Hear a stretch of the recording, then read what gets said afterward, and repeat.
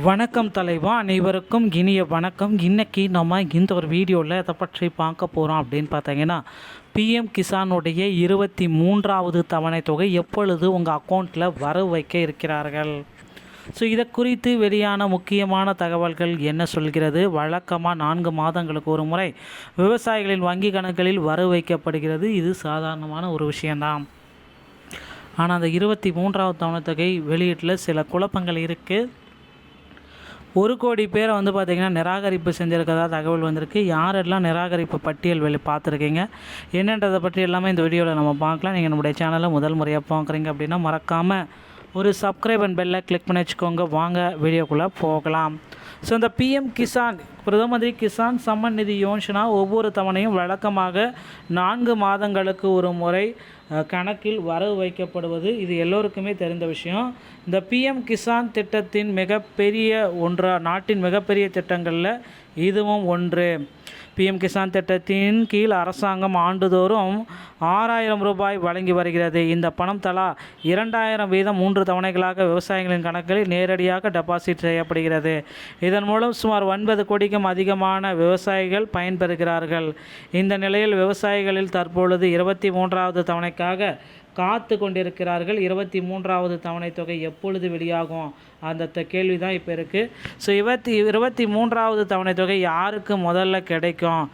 PM Kisan திட்டத்தின் 23வது பணம் தகுதியுள்ள விவசாயிகளுக்கு மட்டுமே வழங்கப்படும். நீங்கள் இந்த திட்டத்திற்கு தகுதியுடையவராகவும் விண்ணப்பிக்கத்தவராகவும் இருந்தால் தவணை பணத்தை பெற உங்களுக்கு முழுமையான உறுதி உண்டு அப்படின்றத குறிப்பிட்டு சொல்கிறாங்க.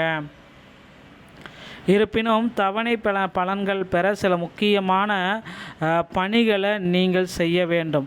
இதில் முக்கியமானது இந்த இகேஒய்சி அப்படின்றது ரொம்ப கட்டாயமாக்கப்பட்டிருக்கு.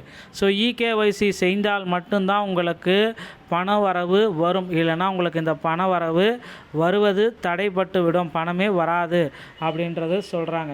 ஸோ இகேஒய்சி நில சரிபார்ப்பு இதில் முக்கியமான ஒரு விஷயம் அடங்கும். ஆதார் இணைப்பு இதில் அடங்கும். ஸோ உங்களுடைய மொபைல் எண்ணு, இகேஒய்சி, பிஎம் கிசானுடைய நம்பர் எல்லாமே ஆதாரில் குறிப்பிட்ட நம்பரே இருக்கணும். இல்லைனா உங்களுக்கு இந்த டிபிடி டிரான்சாக்ஷன் நடக்காது. குறிப்பிட்ட காலத்திற்குள் இந்த பணிகளை முடிக்கும் விவசாயிகளுக்கு மட்டுமே இந்த தவணை பணம் கிடைக்கும் அப்படின்றத குறிப்பாக சொல்கிறாங்க. 23வது தவணை ஜூன் மாதத்தில் வருமா அப்படின்ட்டு நிறைய பேர் கேட்குறீங்க. ஸோ கண்டிப்பாக ஜூன் மாதம் 15ஆம் தேதிக்கு பிறகு தவணை தொகை வரும். இல்லைனா ஜூலை முதல் வாரத்தில் இந்த தவணை தொகையை பெறுவதற்கு நீங்கள் தயாராகி கொள்ளலாம். ஸோ ஜூன் 15க்கு பிறகு இந்த தவணை தொகை உங்கள் அக்கௌண்ட்டில் வந்துவிடும் மக்களே. ஸோ இந்த திட்டத்தின் ஒவ்வொரு தவணையும் வழக்கமாக 4 மாதங்களுக்கு ஒரு முறை விவசாயிகளின் வங்கி கணக்கில் வரவு வைக்கப்படுகிறது. கடந்த 22வது தவணை பணம் மார்ச் மாதம் வழங்கப்பட்டது. அதன்படி 4 மாத இடைவெளியில் ஜூன் மாதத்தில் நிறைவடைகிறது. இருப்பினும் 23வது தவணை ஜூன் மாதத்தில் வழங்கப்படும் என தற்பொழுது வரை அதிகாரப்பூர்வமான அறிவிப்பு எதுவும் இன்னும் வரல. ஸோ அதிகாரப்பூர்வமாக அறிவிப்பு வந்தால் மட்டும்தான் எங்களால் சொல்ல முடியும் அப்படின்ட்டு அவங்களே சொல்கிறாங்க. இன்னும் இந்த மாதிரி அதிகாரப்பூர்வமான அறிவிப்பு வராதனால அப்படியே இது பெண்டிங் லிஸ்ட்டில் இருக்குது அப்படின்றது எல்லோருக்குமே தெரியும். ஸோ தவணை விநியோகத்திற்கான தேதி ஜூன் மாதத்தில் அறிவிக்கப்படலாம் என்றும் 23வது தவணையின் உண்மையான தொகை ஜூலை மாதத்தில் விவசாயிகளின் கணக்குக்கு அனுப்பப்படலாம் என்றும் பல தரப்பினரால் நம்பப்படுகிறது. இருப்பினும் இது தொடர்பாக அரசாங்கம் இதுவரை அதிகாரப்பூர்வமான அறிவிப்பு எதையும் வெளியிடப்படவில்லை. எனவே விவசாயிகள் அரசாங்கத்தின் அறிவிப்புக்காக காத்திருக்க வேண்டும் அப்படின்றத சொல்கிறாங்க. அதிகாரப்பூர்வமான அறிவிப்பு, நில சரிபார்ப்பு, இகேஒய்சி, மொபைல் எண், ஃபார்மர் ஐடி எதுவுமே இல்லை அப்படின்னா உங்களுக்கு இந்த பிஎம் கிசானுடைய 23வது தவணை தொகை கிடையாது. நண்பர்களே, இந்த தகவல் உங்களுக்கு பிடிச்சிருந்தால் நீங்கள் நம்முடைய சேனலோடு இணைந்திருங்கள். மீண்டும் ஒரு நல்ல தகவலோடு நான் உங்களை சந்திக்கிறேன். நன்றி, வணக்கம்.